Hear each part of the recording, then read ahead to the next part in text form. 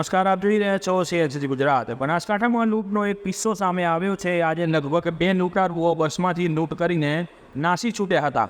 મળતી માહિતી મુજબ ભરકાવાડા પાટિયા પાસે અગાઉ આવી લૂંટનો કિસ્સો સામે આવ્યો હતો અને ફરીથી એકવાર આ લૂંટનો કિસ્સો પ્રકાશમાં આવ્યો છે। આ લૂંટ કઈ નાની સૂઈ ન હતી। લગભગ 1.5 કિલો સોનું એટલે કે અંદાજિત રૂપિયા 1.5 કરોડનું સોનું 2 લૂંટારુઓ બસમાંથી લઈને નાસી છૂટ્યા હતા।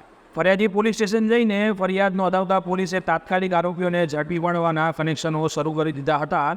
સ્થાનિક સ્થળ ઉપર પહોંચીને પોલીસે તમામ પ્રકારની માહિતી મેળવીને લૂંટ કરનાર આરોપીઓને ઝડપી પાડવા કાર્યરત બની હતી।